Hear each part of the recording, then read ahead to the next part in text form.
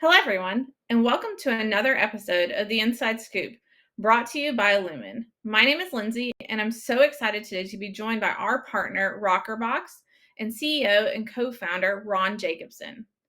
During this episode, we're going to talk about something that's extremely important to everybody as we move into this holiday, Black Friday, Cyber Monday retail season.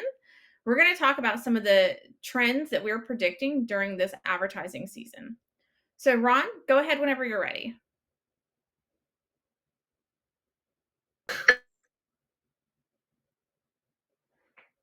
just give him just a few minutes to come on stage. All right, I think I'm here. Hey everybody, great to be here. My name is Ron Jacobson. I'm the co-founder and CEO of Rockerbox, and I'm super excited to be here talking to you all about the state of spend heading into the holiday season. Obviously, holiday is a big time of year for all of us, and making sure that we're as well situated and prepared to be successful there is just key. So, super excited to dive into this. Please feel free to ask any questions throughout this whole presentation.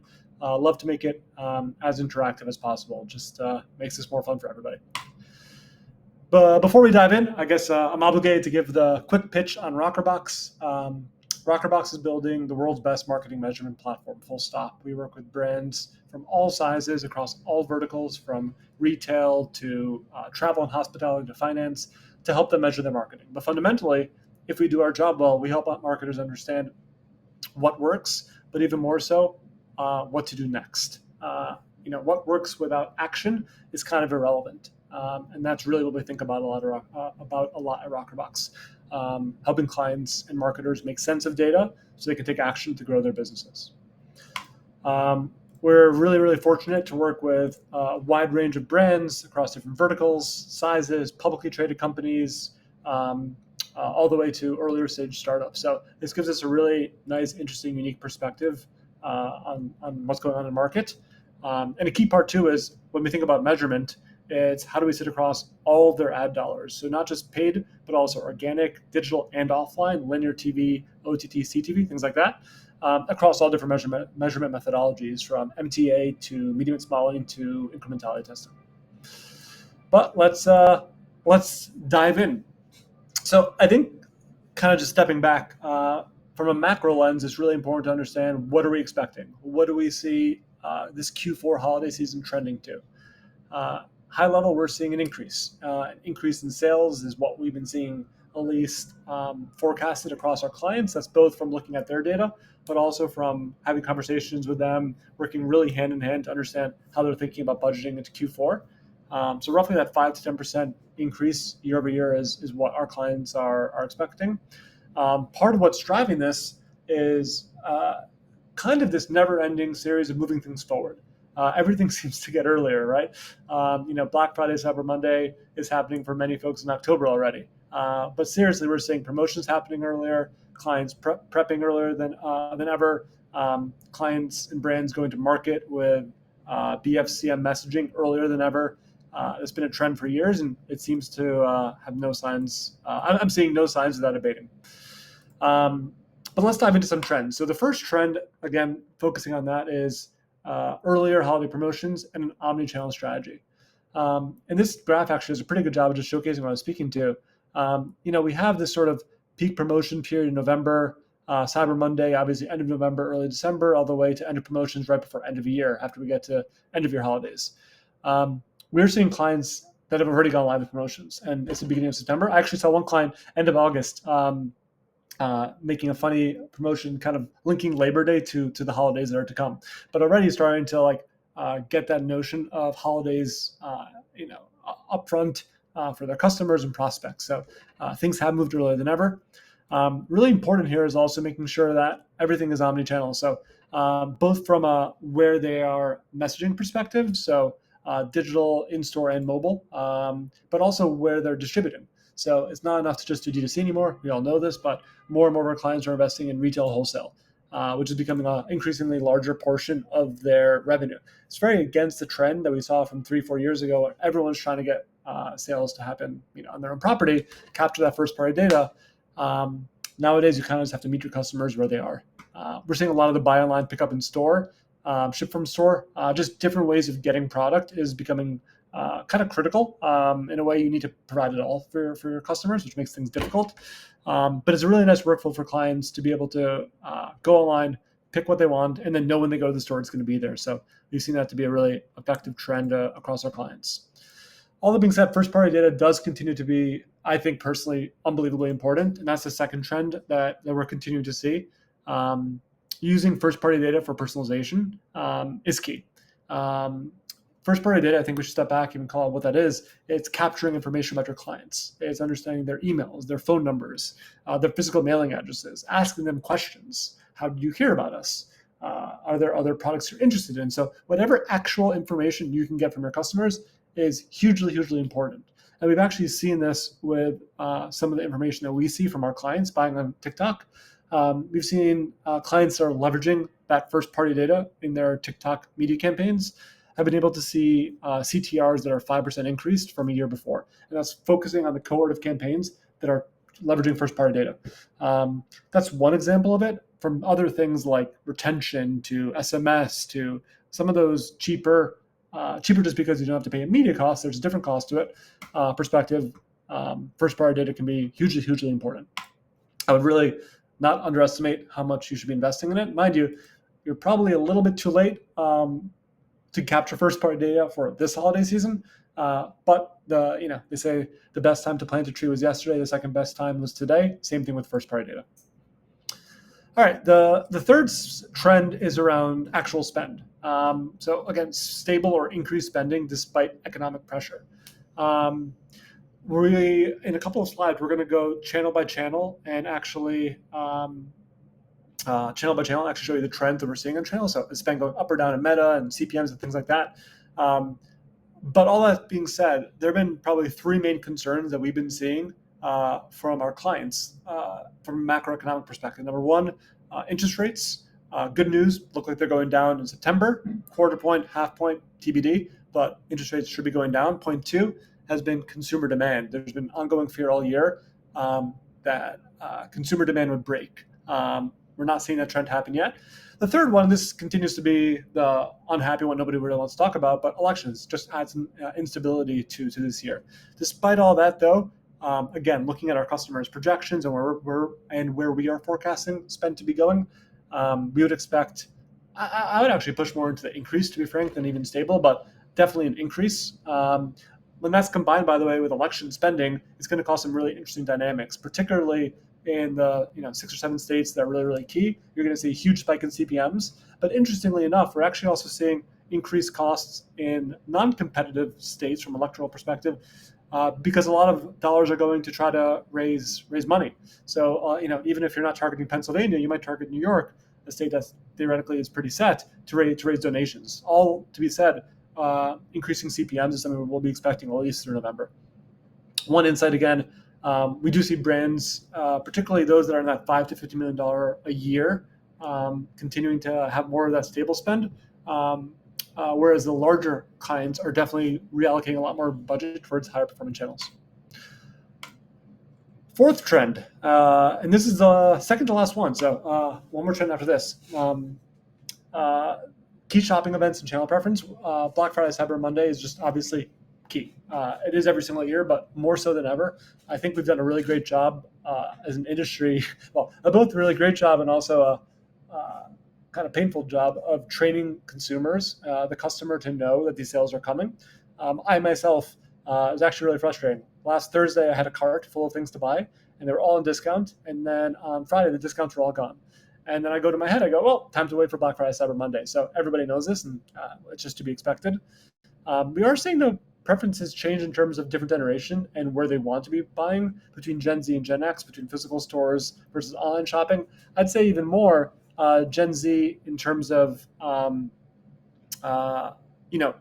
your owned and operated store versus some of the shops, TikTok shops, Meta shops. We're seeing a lot for the right brands, mind you, and the right verticals, a lot more interest and investment there and actual success there. I got a question. Do I see spend variations by category/vertical? I.e. real estate ads decreasing while packaged goods increasing? That's a great question. We I don't know if we have slides on that. I don't believe so. I'll pull over some anecdotal information later. I will say, broadly speaking, though, there are some verticals where spend has definitely decreased this year. Some of them are the obvious ones that are, well, obvious as it relates to interest rates. So home furniture, home furnishings, moving, those have all decreased in terms of their spend. Otherwise, it's been relatively stable. I haven't really seen any verticals that have been hugely negatively impacted. But yeah, mostly it's if you're well, actually, some financial services I've seen spend decrease as well. So it's been mostly folks who are impacted by interest rates that we've seen spend pull back. But thank you, Mark. Anybody else has questions, please feel free to ask away. It makes it more fun for all of us. Awesome. So now we're going to get to biggest trend, actual platform-specific performance benchmarks. Let me give some context to this. So Rockerbox measures marketing for hundreds and hundreds of brands. Brands like Weight Watchers and Staples and Walmart come to Rockerbox, all the way to direct-to-consumer brands like Figs and Warby Parker and things like that. So we have a really wide breadth of brands that work with us. It's amazing because it gives us access to where they're spending their dollars. So in aggregate, we like to show trends of where we see dollars going towards and kind of change year over year. So first, let's start with some performance benchmarks. Starting with Meta. Meta's had a really interesting year. They've seen a 12% decrease in ROAS compared to a year ago, and a 20% increase in cost per acquisition since July 2023. I call it one thing very specifically that we saw kind of between March and July, maybe even more March to June of this year. We saw Meta performance really start to tank a little bit. Not tank like really tank, but kind of go down 10 to 15%. It seemed to come back in July, but Meta, for example, had roughly a $45 average CPA in the last year. In April, that was up to $50. So that's like roughly 10, 11, 12% above that average. So Meta's had a really weird year. All things equal, a decrease in that ROAS over the last year, while an increase in CPI. Next on to Google. Their CTRs have decreased by almost 20%, which is super interesting to think about. Google obviously is all about clicks. Literally, their entire landing page is just the classic 10 blue links. So for that CTR to decrease so dramatically is something to take note of. The way I think about it is their average CTR in the last year was just about 2%. From March, April, May, June, July, and August, they've been below 2% consistently, dropping as low as 1.75%. Good question to ask about why. What's causing these trends? Something I've been thinking a lot about is the impact of Gen AI, generative artificial intelligence, on Google. They are now including more, LLM-based text responses in their search pages. TBD if that's really what's actually having an impact, but there definitely has been some sort of change in Google over the past year. Conversely, TikTok, we've seen an increase in CTR. So marketers are seeming to be able to drive higher CTR there than they were in the past. So interesting for TikTok. Again, the way that I think about marketing channels is there are three main criteria for a successful channel. Number one is scale. Number two is measurability. And three is operations. TikTok is an interesting one because they obviously have the scale, they have the measurability. I think one of the things that's been hardest historically for TikTok is the operational component of it. You need so much creative, it needs to be refreshed frequently, just given the nature of that channel. I'm seeing a lot more interest in TikTok. Similarly, from a generative AI perspective, easier to make creative there than ever. And we're seeing more customers investing there with order of magnitudes more creative than they had in the past. So super interesting in that capacity. So that's kind of performance benchmarks we've seen. Now, from an optimization strategy perspective, things to think about is obviously basic things here. Reallocation of budget. Most likely, you are either planned or about to close planning for the next couple of months. You want to make sure you're getting your dollars in front of the high-performing channels. Younger, more digitally active audiences can be really effective depending on your vertical. If that's where you're going after, really think about where is that audience and where do you want to be getting in front of. Optimize creative, obviously. Again, with that Gen AI push, we're seeing a lot more clients being able to scale their creative testing this year without having to scale their personnel costs. So that's a really interesting opportunity. Lastly, refining targeting. And I'd actually probably double down there and speak a bit more to some of the automated AI-based optimization systems out there, from PMax to Advantage Plus to, I guess, I think Bing calls it PMax also. But anyway, most of the platforms these days are launching their own form of some AI-based optimization. By and large, we're seeing clients lean into it. It's definitely not a panacea. There are certainly issues with it. Um, some of those issues are, a bit of a black box. You don't really know where you're serving into.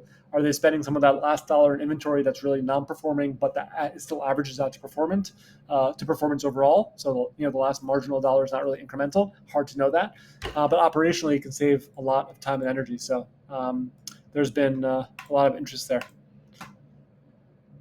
Is there another question from Mark? Thank you, Mark. Is there a theoretical drop dead date for reallocating your budget during the holiday season? No, there isn't. I don't think there's a. Um, no, I think it's more of like an intra-company operational limitation. Like, how quickly can your team move, and how quickly can you make decisions, and do you have the right assets in place to be able to make those adjustments, and do you have the right tracking in place to be able to make those adjustments. Something we preach all the time, again, we come from the measurement perspective, is there's nothing, it's fine to invest in a channel that doesn't work. It's not fine to invest in a channel where you don't know if it worked or didn't work, because you don't have your measurement ducks in a row before you invest there. So that's probably things. We do have a lot of clients who think of like their contingency plans, and they actually will say, "Hey, if this doesn't scale, then what?"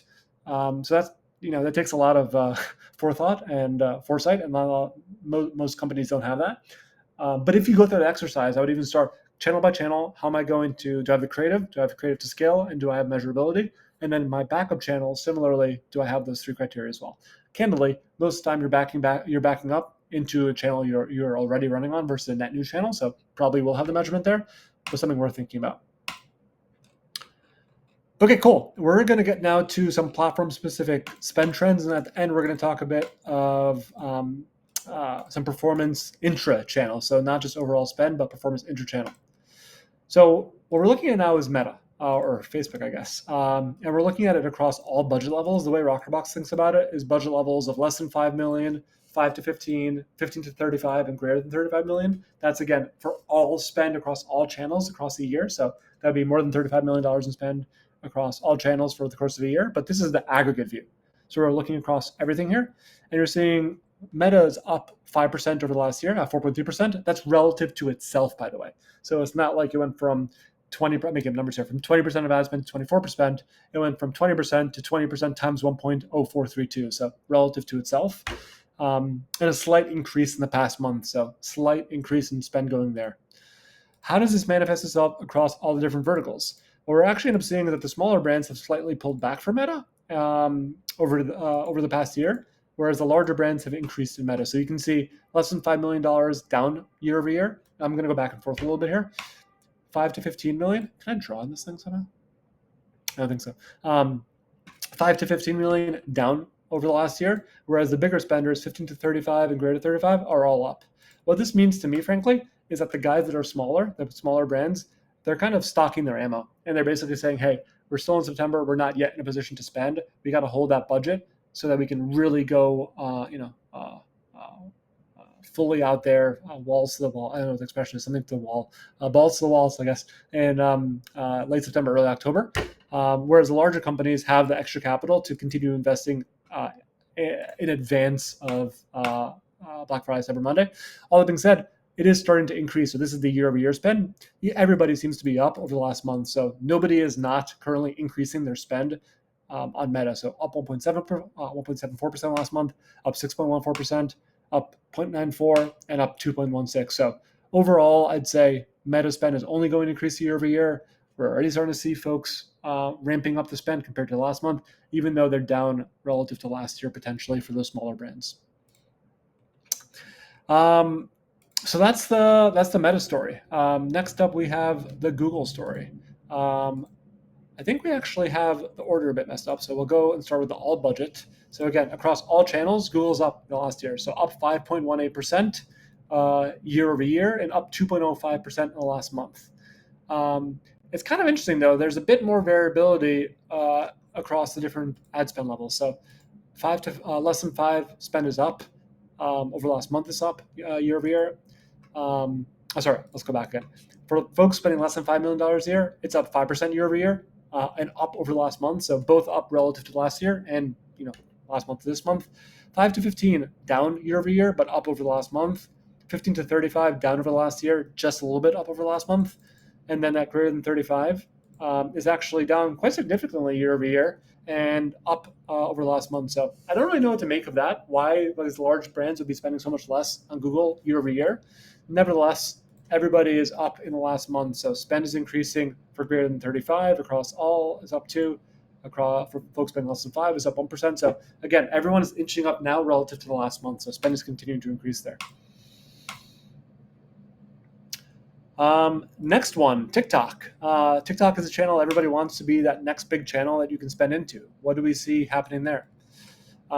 Interestingly enough, across the board, we're actually seeing a bit of a decrease in TikTok year over year and a bit of a decrease in the last month. I do think you're going to find some interesting trends, though, when you dive a little bit more into that. The smaller folks are actually increasing their investment year over year in TikTok. So brands are less than 5 million, up 13%, 5 to 15, up 41%. And you start 15 to 35, up 10% year over year. It's actually just the biggest spenders that we're seeing a bit of a decrease. I think what this means is when you're at a large level of spend, you want net new channels that can move the needle, right? If you're spending $50 million a year, being able to spend $50,000 on TikTok doesn't mean anything to you. Conversely, if you're spending less than 5 million, maybe you're spending $2 million a year, being able to spend $50,000 on TikTok could actually be meaningful. So I would think part of the reason why the investment we're seeing more for these smaller brands in TikTok is because relative to their spend level, it can be impactful. Whereas some of these larger brands are probably saying, you know what, we know we can scale more in Meta, we know we can scale more on Facebook. Let's focus our budgets there. But we are starting to see a range of trends over the last month. So overall, down 2.53%. The low guys seem to be lower than last month, increasing in this pocket, and then just a bit lower, just 0.66%. All right, we only have 5 minutes left, so I'll quickly go over some advertising performance benchmarks. First one, across all industries, Meta. You're seeing the CPA of Meta. I kind of talked about this a little bit earlier on, but we're seeing an overarching decrease in Meta CPA. A decrease in ROAS, but a 28% increase in CPA. Google, conversely, CTR has been on the downward trend. We talked about that earlier. Is that Gen AI? Is it something else? I don't really know. If I knew, I'd be a lot, I'd be investing and I'd be rich. Lastly, TikTok. CTR is slightly increasing. So, a place to get in front of folks and drive them to your website. So that's high level what we're seeing heading into the holiday season. If anyone has any questions, obviously, please feel free to ask. Hope this was valuable for everybody. Yeah, thank you so much, Ron. It does look like we had one other question asked. It was an anonymous question, but the person asked, do you think that Amazon will impact digital ad spend for retail this year? Yeah, I mean, listen, Amazon's becoming a huge player. After Google, Meta, they're number 3. So I think that they've done an amazing job building this net new business for themselves. I don't really know exactly what the deeper dive of the question is. Impact digital ad spend. Does it mean will it increase or decrease it overall? Will it take a cut of the ad spend? I don't know. Gun to my head, I would say Amazon ad spend is going to increase. Does that come at the expense of another channel or not? Hard to know. Perfect. Great. And then one other question from Pratik Ron. It says, hey, Ron, when we talk about spend on Facebook, was that just for Facebook or does that also include Instagram spend as well? Yeah, it's so we bucket Meta across everything. We should actually change it to a Meta logo and not Facebook. Similar with Google. Google actually includes YouTube and what I used to call GDN, Google Display Network. I don't know what they call it these days, but their open web programmatic thing. Perfect. Great. Well, thank you so much, Ron. I really appreciate the time today. It was a really quick and interesting deep dive into what we can expect to see this year. So again, thank you for the partnership with Rockerbox. Thank you all for joining today. We will share this event on our website and through our email if you're an email subscriber of Illumin after the event. And thank you again. Have a great day, everyone. Thanks so much, Lindsay. Really enjoyed it.